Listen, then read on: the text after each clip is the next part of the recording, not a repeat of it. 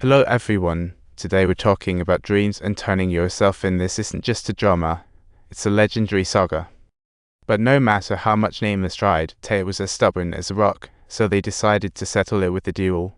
So the two brothers started throwing punches like they were in a reality TV competition, and in the end, Taihe edged out the winner, coming back like a minor celebrity. In the end, Taihe chose to turn himself in, and thanks to his age, he got a 3-year sentence, which felt like being on a small-scale reality show. To avoid being found by the thorn path, Nameless really went all out, burning all his orphanage clues to a crisp. So, the reunion plan 3 years later turned into a date battle, adding a bit of suspense to this brotherly bond.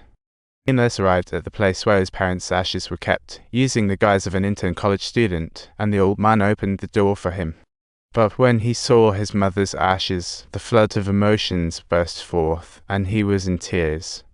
The old man, upon noticing that the situation was not right, quickly locked the door, resulting in Nameless being trapped inside as if he were a real-life prisoner.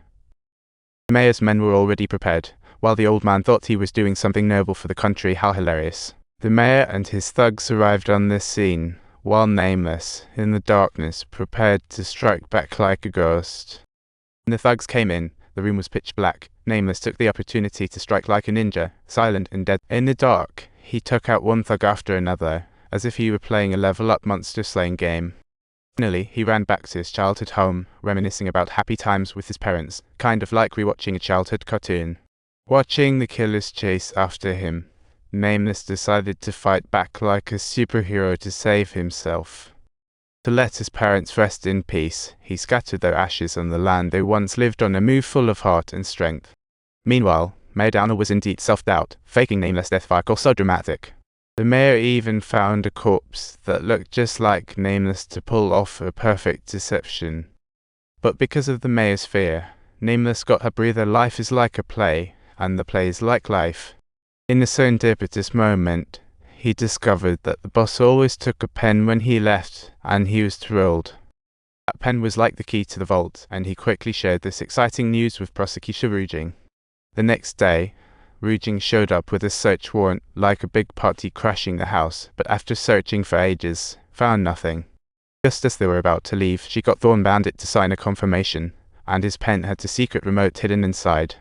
Pressed the switch, and the secret door suddenly opened. Everyone's eyes lit up like they just won the lottery. But once inside the secret room, it was empty, as if the lost treasure had been raided.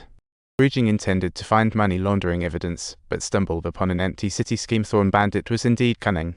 Months earlier, Wuming infiltrated Thorn Bandit's company and became the head chef, staying undercover as the secret ace at the noodle shop. His buddy Taihe, to protect him, also became Thorn Bandit's right-hand man. Talk about trust. But just a few days ago, Wuming triggered the alarm while trying to unveil the secret. It was a real big adventure. Luckily, Taihe exploded with heroism and saved Wuming just in time, narrowly avoiding a classic hero saves beauty scene. Although the scare passed, Thorn Bandit remained on high alert for quite some time. It's like a nerve-wracking shadow. So, Thorn Bandit used his father-in-law's funeral to move hidden loot, a sneaky move. This left Wuming feeling defeated by rumors of hidden assets, like a game of cat and mouse.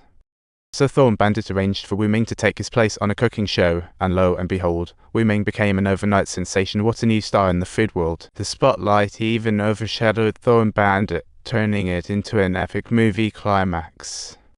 This weighty role change caused Wuming's fan club to sprout up like mushrooms after the rain, and the hype didn't die down. What a twist!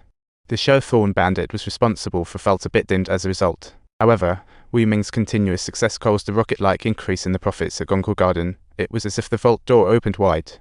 As Gonggol Garden flourished, Thorn Bandit grew more troubled, like a plot twist. He originally planned to wait for the business to decline before using deceitful means to buy back shares. Quite sneaky.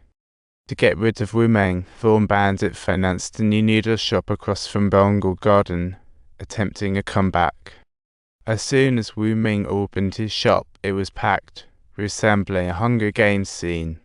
He sold the signature noodles at half price, enraging all the shareholders. It felt like a price war. Shareholders mistakenly thought Thorn Bandit leaked the recipe, leaving them distrustful of each other. Wuming effectively pulled a trust breaker move. Now the situation got complicated, as Congressman Kiwi Etchin slowly uncovered Thorn Bandit's secret what a grand spectacle. Currently, Congressman Kiwi is the general who was robbed by Thorn Bandit 20 years ago. It felt like opening a thick novel of memories. Just now, Janitor Dale knocked over a box in the warehouse, and cash flew out like snowflakes. He quickly used the cleaning cart to move the cash out. It felt like a stroke of luck. Now with these dirty bills in hand, he discovered many checks inside, as if he had found a treasure map. After checking, he found that these checks were not only linked to Thorn Bandit, but also to government officials. It's truly a Game of Thrones scenario.